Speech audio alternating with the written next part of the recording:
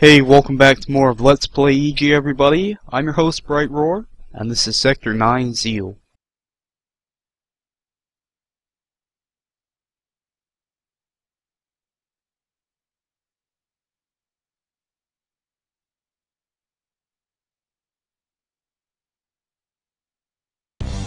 Okay, so Sector 9 of EG.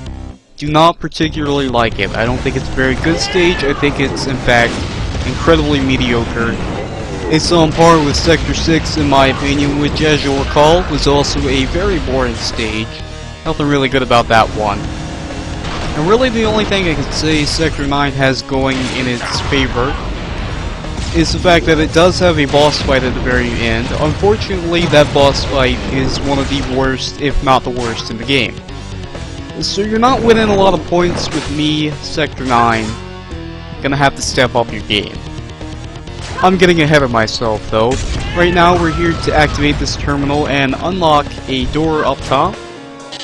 Unfortunately, those berserkers reflected my shot back at me.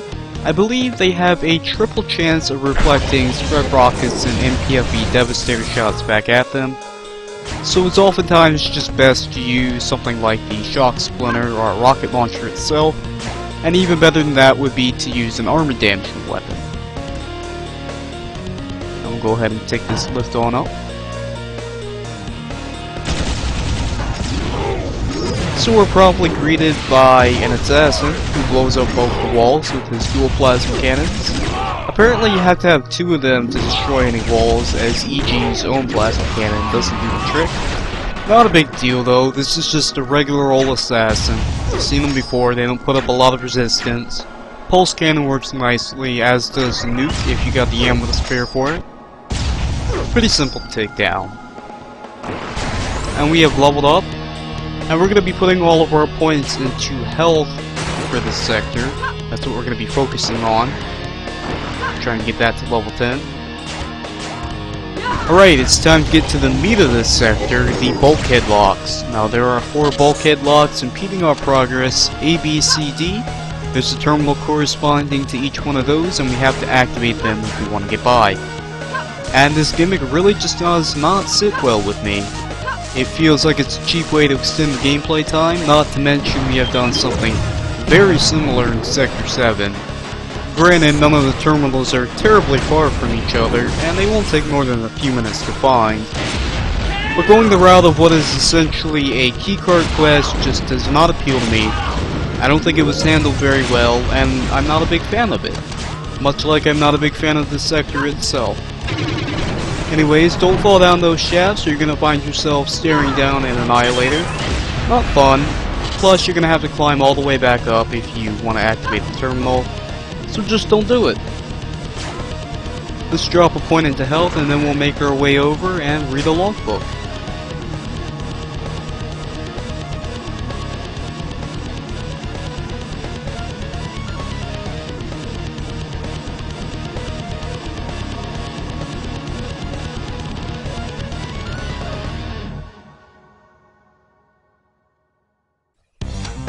Heading on over to the right, we'll go ahead and snag this shredder right here.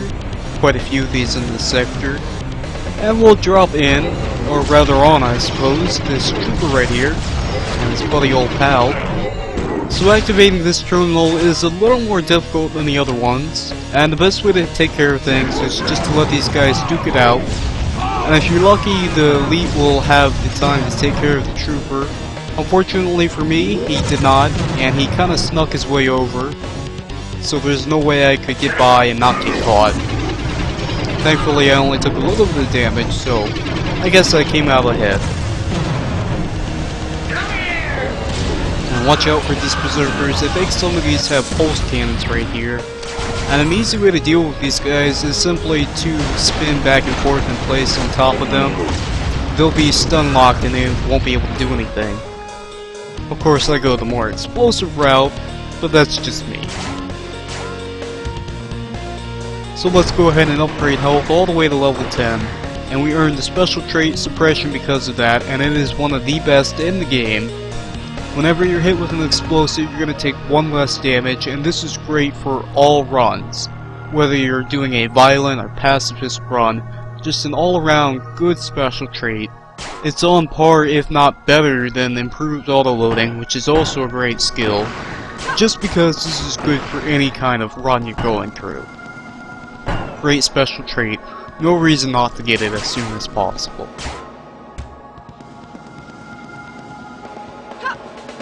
So we're kind of taking the scenic route at this point. There's no real reason to go this way specifically, but there is something I want to grab in the upper left corner, and not to mention we're hurting for Nano, we still got an entire another level to go up. So I figured I would kill two birds with one stone, and everything works out. And of course, over to the left is another one of Maya's ribbons.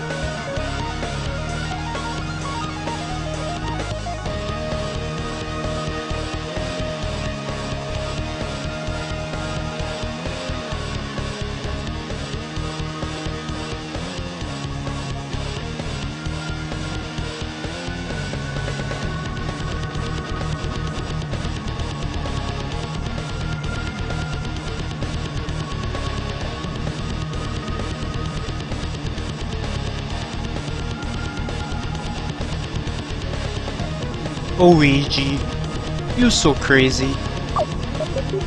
Go ahead and crack this door right here, and watch out for this turret if you decide to come this way, as it'll shoot out a spread rocket shot at you, and that'll slam into the ground and you'll be hit by the explosive, so don't use kicks on that one, otherwise you're gonna regret it. So we're about halfway to level 45, I think we got enough Nano at this point. There's a little bit more coming up ahead, but first we gotta deal with this guy right here. Unfortunately, the overload did not give me Nano Rage, which is what I was hoping for. It did give me Nano Spark though, and that acts as a pretty nice deterrent to melee attacks. Would've loved that infinite ammo though. Would've been nice to whip out the Velocitor on this guy. And that came back to bite me in my ass, as you're gonna see in a second. This Annihilator right here just casually plucked me out of the air and tried to electrocute me. It's not fun though, let me tell ya. I guess I should be thankful though, because EG is the only character that can survive that attack. Apparently her reverse engineered nanofield is magnitudes times stronger than both the Kamado and Tazin's. Just an interesting detail that's brought up a few times in the game. This Berserker right here was getting on my nerves. Eventually I had to just hop over him.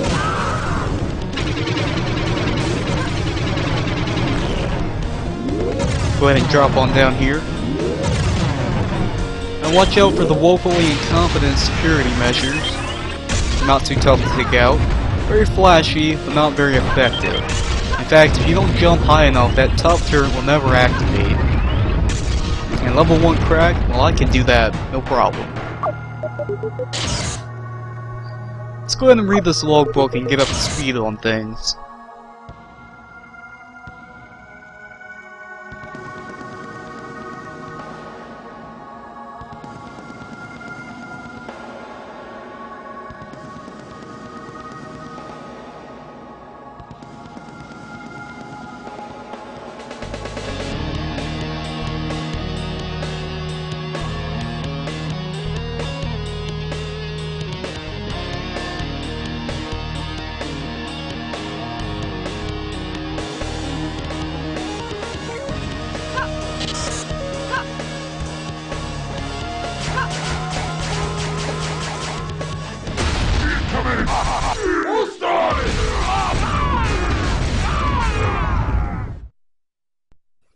That didn't sound too good.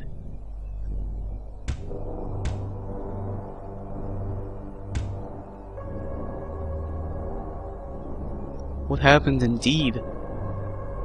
Looks like a hurricane came through here. Something bad happened. Something really bad.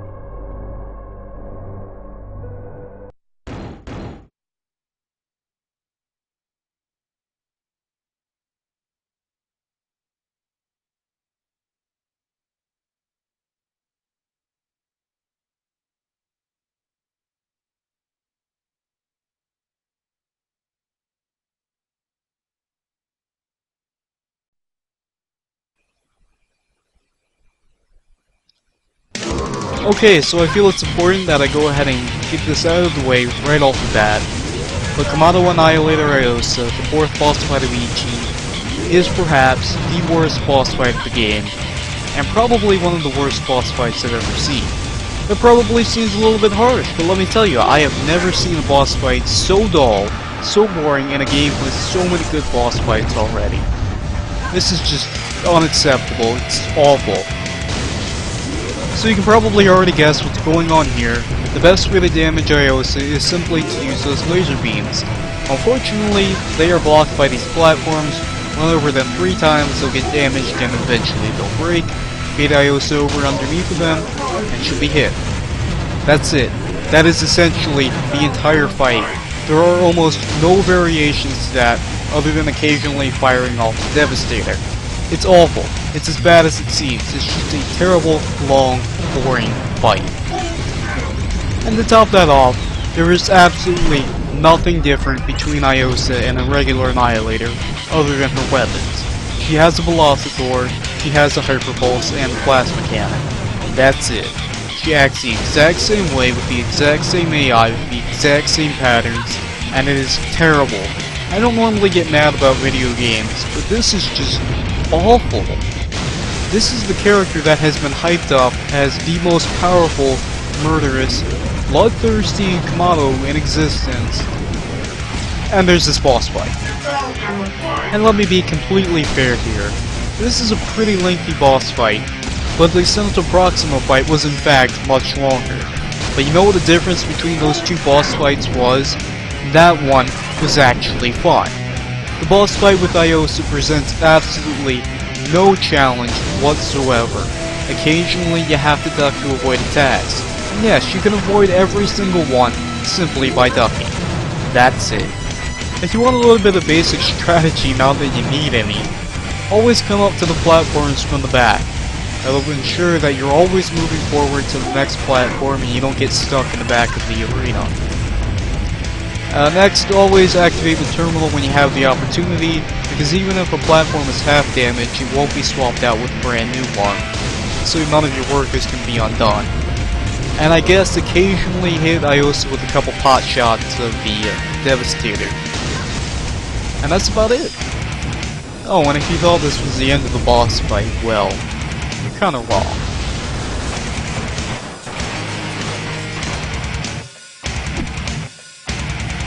Welcome to the second half of the boss fight with Iosa the Invincible herself. I hope you enjoy the next 10 seconds of it, because that's all there is. See you next time.